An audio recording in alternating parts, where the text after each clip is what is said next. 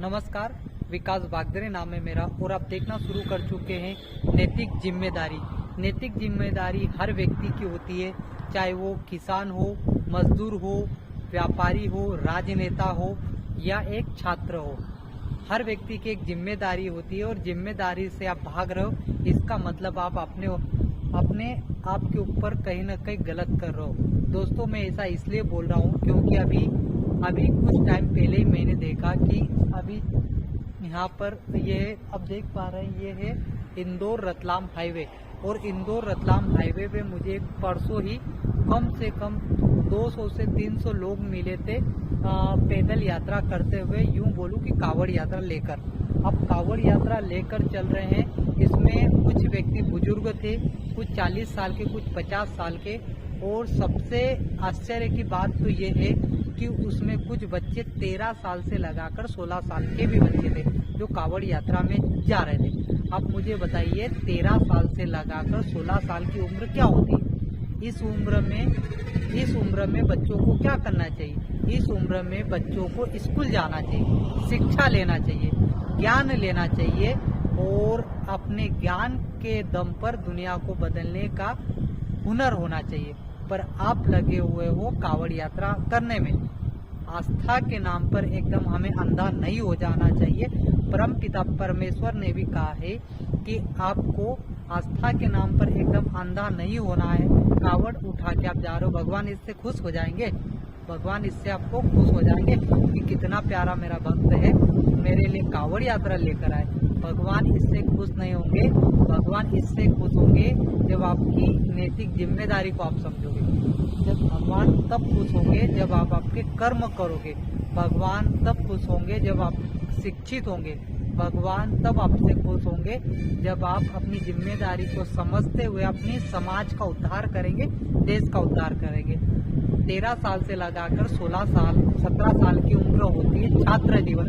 और छात्र जीवन में हमें अध्ययन करना चाहिए, शिक्षा लेनी चाहिए, कावड़ यात्रा में नहीं जाना चाहिए। और ये हमारे समाज के बूढ़े बुजुर्ग व्यक्तियों को सोचना चाहिए और ये बताना चाहिए कि आपको इस उम्र में कावड़ यात्रा करने की आवश्यकता नहीं है। कावड़ यात्रा करिए आप जब आप 60 साल के हो जाए, 70 साल के हो जाए, जब आप दुनियादारी मोह माया त्याग दे, या आप बोले कि आपने संपूर्ण जीवन जी लिया है और उस ऊपर वाले की आराधना करनी है, भक्ति करनी है, उस टाइम पे आप कावड़ यात्रा उठाइए। और ये मैं मेरे समाज की बात कर रहा हूँ, मैं अपने लोगों की बात कर रहा हूँ। इस उम्र में यदि हम छोटे छोटे बच्चों को कावड़ यात्रा में लगाएंगे या ऐसे काम करेंगे तो हमारा देश आगे कैसे होगा? फ्रांस, जापान, अमेरिका, दुनिया भर के जो देश है वहाँ के बच्चे कावड़ यात्रा नहीं करते हैं, वहाँ पर सिर्फ कर्म करते हैं, वहाँ पर शिक्षा लेते हैं, वहाँ पर तुलना करते हैं अमेरिका की, इंडिया से, चाइना की, जापान से। और वहाँ पर हर टाइम लोग अपने कर्म करते हैं, अपनी ड्यूटी करते हैं, अपनी जिम्मेदारी के साथ काम करते हैं। तो ये हमारी और अपनी जिम्मेदारी बनती है कि बच्चों को कम से कम ऐसे माहौल से दूर रखें। भगवान ठीक है, अच्छी बात है, और ये सिर्फ हिंदू धर्म में ही नहीं, इस्लाम हुआ, हिंदू हुआ, ईसाई हुआ, सिख हो, जैन धर्म, सारे धर्मों में ऐसी कुरीतियां हैं। तो दोस्तों, यदि हमें हमारे देश को बदलना है और हमारे देश को विकासशील से विकसित की ओर ले जाना है तो अंधविश्वास छोड़ना पड़ेगा और आस्था के नाम पे एकदम अंधा नहीं हो जाना है। मैं ऐसा इसलिए बोल रहा हूँ। अब एक उदाहरण समझिए, क्या हमारे देश के प्रधानमंत्री कावड़ यात्रा 15 दिन के लिए कर सकते हैं? क्या हमारे देश के गृह मंत्री 15 दिन के लिए कावड़ यात्रा कर सकते हैं? किसी कंपनी का प्रोजेक्ट मैनेजर कावड़ यात्रा कर सकता है? आपके गांव या अपने जिले या आपके तहसील का विधायक कावड़ यात्रा 15-20 दिन के लिए कर सकता है?